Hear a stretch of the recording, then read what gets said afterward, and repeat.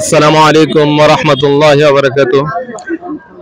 আমাদের সবাইকে একটা বিষয় বারবার জানতে ইচ্ছা করে, বারবার যে জিনিসটা জানতে ইচ্ছা করে সেটা হলো, যখন আমরা ফরজ গোসল করি, ফরজ গোসল করার সময় এরপরে কি ওযু করা লাগে কিনা। আমি মোহাম্মদ হাফেজ মাওলানা মুফতি মোহাম্মদ দিলওয়ার কাছে প্রশ্ন করছি, গোসল করার পর কি ওযু করা লাগে কিনা।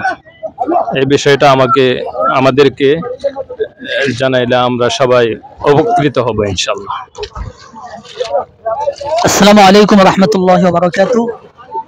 তো ইতিমধ্যে আমাদের সামনে যে প্রশ্নটা আসছে, প্রশ্নটা অত্যন্ত আসলে যৌক্তিক এবং সবারই জানার আসলে এই বিষয়ে প্রবল ইচ্ছা থাকে।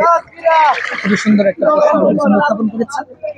আসলে আমরা যে গোসল করি, আমাদের গোসলের দুইটা স্তর আছে, একটা হচ্ছে ফরজ গোসল, একটা হচ্ছে স্বাভাবিক গোসল। যদি ফরজ গোসল হয় তাহলে তো প্রথমে আমরা জানি ফরজ গোসলের মধ্যে তিনটা ফরজ আছে। একটা হচ্ছে যে প্রথমে খুব ভালোভাবে ক্লি করে নিতে হবে, দ্বিতীয়ত খুব ভালোভাবে নাকে পানি পৌঁছাইতে হবে, নাকের ভিতরে পানি পৌঁছাইতে হবে, এবং সমস্ত শরীরে খুব ভালোভাবে পানি পৌঁছাইতে হবে। এই তিনটা বিষয় পাওয়া গেলে এরপরে আর পুনরায় নতুনভাবে আবার নতুন ভাবে গোসল করতে হবে। এই ক্ষেত্রে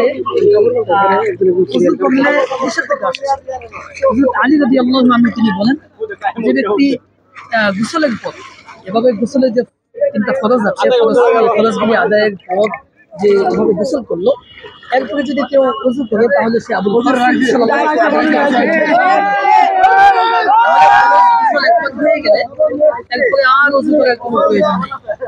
আর স্বাভাবিক যদি গোসলটা ফরজ না হয়, স্বাভাবিক যে গোসলগুলি আছে, এ সমস্ত গোসলের ক্ষেত্রে আসলে আপনি যদি একবার ডুব দেন পানিতে বা পুরো শরীরে পানি পৌঁছায় দেন, তাহলে আর নতুন ভাবে ওযু করার কোনো প্রয়োজন নেই। তো আমরা এই বিষয়টা সকলে খেয়াল রাখার চেষ্টা করব। আল্লাহ তাআলা আমাদেরকে বোঝার তৌফিক দান করেন। আমিন ওয়া আখিরু দাওয়ানা আলহামদুলিল্লাহি রাব্বিল আলামিন। আলহামদুলিল্লাহ।